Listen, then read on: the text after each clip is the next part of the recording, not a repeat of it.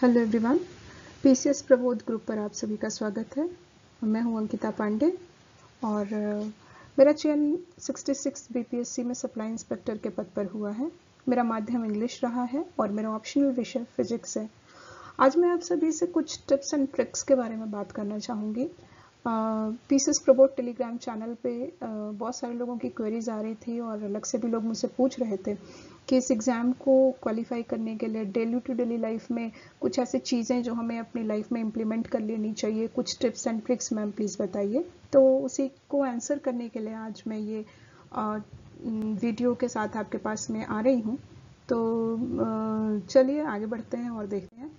तो जो मेरा सबसे पहला चीज़ है, मैंने कल भी इस चीज़ के लिए अपने पहले वीडियो में भी आपको बोला था, PYQ previous year question paper, चाहे वो प्री हो या चाहे मेंस हो, सबसे पहले यदि आप नए हैं, बीपीएससी की तैयारी करना चाह रहे हैं बिल्कुल स्क्रैच से, तो सबसे पहले आपका काम जो होना चाहिए, चाहे आप प्री के लिए जा रहे हो चाहे आप बीपीएससी मेंस के लिए, प्रीवियस ईयर क्वेश्चन पेपर बिल्कुल हैंडी होने चाहिए। आप उसको सबसे पहले गीता बाइबल की तरह आप अपने पास में रखिए, उसे बिल्कुल दूर मत करिए। आप अपनी टेबल पे सबसे ऊपर previous year question paper pre और मेंस दोनों के बिल्कुल जमा दीजिए, ताकि वो और सुबह शाम उनके पन्ने पलटते रहिए, ताकि आपको बिल्कुल आइडिया रहे कि इस पर्टिकुलर टॉपिक से बीपीएससी ऐसे अप्रोच लेकर के क्वेश्चन पूछता है। दूसरा काम ये करिए प्रीवियस ईयर क्वेश्चन पेपर से कि आप उन्हें बनाइए, भले ही आप का सिलेबस कितना कवर हुआ हो कितना नहीं कवर हुआ हो और आपने अभी बिल्कुल हिस्ट्री नहीं पढ़ी है, इकोनॉमिक्स बिल्कुल नहीं पढ़ी है, तो भी आप उन क्वेश्चंस पेपर को लेकर के बैठिए, प्री और मेंस दोनों के लिए मैं बोलूँगी, और उस क्वेश्चन पेपर को देखने के बाद में लगाइए, उस पर थोड़ा समय दीजिए और ये देखिए कि कौन कौन से एरियाज हैं जिस पे आपकी पकड़ बहुत मजबूत है और कौन कौन से ऐसे एरियाज हैं जिन पे आप बहुत वीक हैं। उदाहरण के लिए यदि हम मेंस की बात करें तो GS1 में सबसे इंपॉर्टेंट होता है DI का सेक्शन। तो ऐसे बच्चे जिनकी मैथमेटिकल बैकग्राउंड है या कॉमर्स से आते हैं, उन सभी को मैथमेटिक्स पोर्शन में बहुत ज़्यादा समय देने की ज़रूरत नहीं होगी। लेकिन यदि कोई किसी की गणित कमज़ोर है और उसे उस सेक्शन पे बहुत ज़्यादा मेहनत करनी होगी, तो ये एक उदाहरण था। उसी तरह प्री के लिए भी मैं बोलूँगी कि देखिए, क्योंकि आज साइंस और मैथ्स यदि आप गलत करके आते हैं तो आप इस रेस से बाहर हो जाएंगे। तो सबसे पहले आप अपना स्ट्रेंथ एरिया देखिए और देखिए कहाँ पे कमज़ोर हैं आप, तो आप सबसे पहले उसको जज करके आप उस पर फोकस करिए। अच्छा, तीसरी इंपॉर्टेंट बात मैं आज आपको क्या बताने जा रही हूँ, लिमिट योर रिसोर्सेज।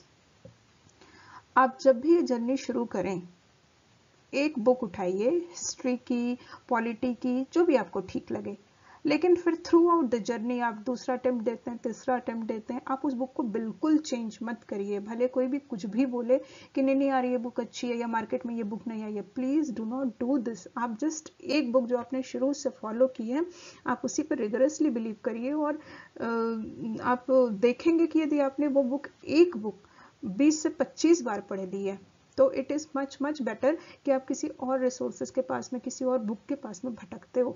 तो यदि आप लूसेंट पढ़ रहे हैं तो आप लूसेंट ही पढ़िए। कोई बोले कि अगर क्राउन अच्छा है या आप क्राउन भी जरा देख लो, तो आप ऐसा मत करिए। उसमें क्या होगा कि फिर ना आप लूसेंट वाले में रह जाएंगे और ना क्राउन वाले में रह जाएंगे, तो बीच का सब मिक्स हो जाता है। तो सबसे पहले आप अपने रिसोर्सेज लिमिट करिए और जो रिसोर्स आप शुरू करिए उसे बिल्कुल अंत तक नहीं छोड़िए। अच्छा, तीसरा एक टेक्निक है जो कि मैंने इन्वॉल्व की थी, रीडिंग, राइटिंग एंड हियरिंग। तो यदि आप केवल पढ़ते हैं तो हमारे माइंड का केवल बहुत कम ही सेल्स हैं जो कि उस एक्टिविटी में इन्वॉल्व होती हैं, लेकिन अगर आप पढ़ते हैं और बोलते भी हैं तो साथ में आप सुन भी रहे हो, और अगर आप साथ में लिख भी रहे हो तो ये बहुत अच्छा हो जाता है। तो उसमें क्या होता है कि जो चीज़ें आपको याद करते हैं वो आपके माइंड में कहीं ना कहीं बिल्कुल ऐसा सेटअप हो जाता है कि जब आपके पास क्वेश्चन पेपर आएगा then you can recall it. तो मैंने जो अप्लाई किया था वो मैंने क्या किया था कि सबसे पहले तो मैं जब पढ़ती थी तो बोल बोल के, बहुत आवाज़ में नहीं लेकिन बोल बोल करके, इतना कि मैं खुद को सुन सकूं, उस आवाज़ में मैं पढ़ती थी और कोशिश करती थी कि मैं जो भी पढ़ रही हूँ उसे अपने शब्दों में, इवन प्री में भी मैं ये एक लाइन के नोट्स है जो भी हो, जैसे भी फॉर एग्जाम्पल कि यहाँ का प्राइम मिनिस्टर कौन है था, just try to write that word so that reading, writing and hearing, all these three go all together. और इसके बाद में एक काम करती थी कि जैसे मैंने अपने नोट्स बनाए, मान लो 1 लाइनर नोट्स बनाए हिस्ट्री के, तो अभी जैसे मैं रिकॉर्ड कर रही हूँ वीडियो, वैसे ही मैं ऑडियो रिकॉर्ड कर लेती थी अपने मोबाइल में या आपके पास जो भी सुविधा हो। तो जब वो ऑडियो रिकॉर्ड हो जाता था तो जब मैंने बताया था कि मेरे पास समय थोड़ा कम होता था तो मैं वो ऑडियोज़ को सुन लिया करती थी। तो उससे क्या फ़ायदा हो जाएगा कि मान लो आपने दिन भर में आज हिस्ट्री का 2 चैप्टर पढ़ लिया। अब 2 चैप्टर पढ़ने के बाद में आप आधा घंटा टाइम देकर के देखो कि उसके क्या क्या इंपॉर्टेंट पॉइंट्स हैं। आप चाहो तो उसको लिख लो या दिमाग में बैठा लो, और उसको जो आपने दिमाग में बैठाया है उसे ऑडियो में रिकॉर्ड करके रख लो। आप जब भी सोने जाओ 2, 4, 10, 12 दिन में, तो सोने जाते समय में आप ये अपना एक रूटीन, जैसे आप गाने सुनते हो वैसे आप अपने ऑडियो सुन लो।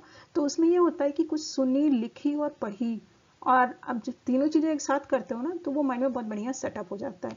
तो एक ये चीज़ जो मैंने की थी अपनी तैयारी के दौरान, प्री और मेंस दोनों, क्योंकि मेंस में जब आप जाओगे प्री क्वालिफाई करके तो आपके पास में डेटा इतना सारा होता है, आप बिल्कुल कंफ्यूज हो जाओगे। और मेरी मानिए जब एग्जाम के टाइम में लिखने को आता है तो कुछ याद नहीं आता है, सब मिक्स हो जाता है। तो this is the best technique that I followed. अच्छा, और मेरे पास बहुत सारी क्वेरीज आ रही है नोट्स को लेकर के। तो देखिए, जैसे सबकी अपनी अपनी स्ट्रेंथ अलग है, सबकी अपनी वीकनेस अलग है, सबका पढ़ने का सोचने का तरीका बिल्कुल अलग है। तो इसके लिए मैं बोलूँगी कि यदि आपको बीपीएससी में रियली क्वालिफाई होना है अंत तक, आपको इंटरव्यू के बाद you want to see your name in whole PDF, please do not rely on any other notes. Just आपको क्या करना है, अपने नोट्स खुद बनाने हैं, चाहे वो प्री हो या मेंस हो। और प्री में भी वन लाइनर नोट्स बहुत बहुत इंपॉर्टेंट रोल प्ले करते हैं जब टाइम आता है रिवीजन का। मैंने देखा कि मैंने शुरू में तो कोई मैगजीन वगैरह नहीं फॉलो की थी, लेकिन बीच में मैंने देखा कुछ मैगजीन्स मैंने उठा करके, लेकिन अब जब एग्जाम के टाइम में एक दिन पहले आप उसको देख ही नहीं सकते, वो डेटा याद ही नहीं रहता था मुझे। तो इसीलिए मैंने खुद के अपने वन लाइन के नोट्स बनाओ, this is the best strategy, क्योंकि एग्जाम के पहले आपको सब कुछ रिवाइज करना होता है। और जैसे अभी हम लोग के टाइम में 66 बीपीएससी में हुआ था मेंस का कि सुबह और शाम दोनों टाइम था, तो आप इतना थक जाते हो, एग्जॉस्टेड हो जाते हो कि आपने जो इतनी सारी तैयारी की होती है, अगर आपने लास्ट डे रिवीजन नहीं किया है तो बहुत ज़्यादा संभावना है कि आप वो पॉइंट्स स्किप कर जो आपको नहीं याद आए। तो वन लाइनर नोट्स प्री और मेंस दोनों के टाइम में नोट्स बहुत बहुत ज़रूरी हैं। और जब आप मेंस के लिए जाते हो तो सिनॉप्सिस टाइप का नोट्स जो आपकी एग्जाम के 2-4 घंटे पहले, 10 घंटे पहले रिवीजन कर लो, एक बार देख लो, otherwise it is going to be very very difficult. बिना इसके आप कहीं नहीं जा सकते हो। तो नोट्स और आपके अपने खुद के बनाए हुए नोट्स वही आपकी नैया पार करेंगे।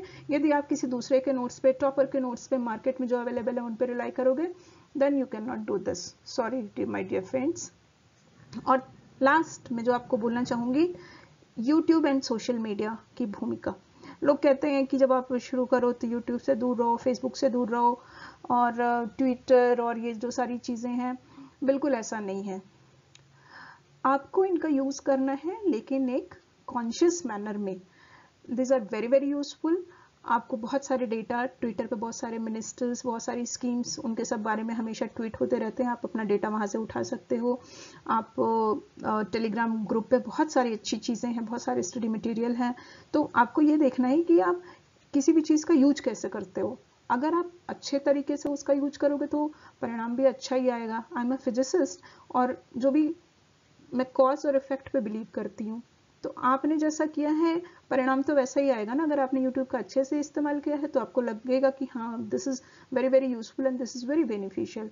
और सोशल मीडिया का यूज़ अब ऐसा नहीं है कि आप दिन भर बैठो और डिस्कशन ही करते रहो फ्रेंड से, तो it is not going to help. लेकिन हाँ, आपको बहुत सारी ऐसी न्यूज़ मिल जाएगी, बहुत सारी ऐसी अपडेट मिल जाएगी जो कि जल्दी अवेलेबल नहीं होती है। तो मेरे केस में तो मैं बहुत सारे ऐसे डेटा और ऐसी चीज़ें सोशल मीडिया से ही उठा करके मैं अपने नोट्स में डालती रही हूँ। तो please make use of YouTube and then Twitter and all these other social media platform to enrich your answer and data in smart way. तो ये मेरी कुछ स्ट्रेटजी थी जो कि लोगों को जाननी थी कि मैंने कुछ ऐसा क्या स्मार्टली हैंडल किया कि बहुत कम समय में और लिमिटेड रिसोर्सेस से पढ़ करके अपने आंसर को कैसे और अच्छा बनाया जाए। प्री और मेंस दोनों में मैं इतनी सारी ये जो मेरे मंत्राज हैं मैंने इन्हें फॉलो किया था। और चलिए आप लोग कमेंट करके बताइएगा अगर आप लोगों को और उसके बारे में कुछ जानना है, और हम लोग फर्दर फिर मेंस की स्ट्रेटजी भी लेके आएंगे। और प्लान ये है कि जो टॉपर्स हैं बीपीएससी के इस बार के सिलेक्टेड, मैं सारे की उनकी प्री मेंस की स्ट्रेटजी और उनकी मार्कशीट और उनके नोट्स वगैरह शेयर करूं। धीरे धीरे ये सारी चीज़ें प्रोग्रेस में है।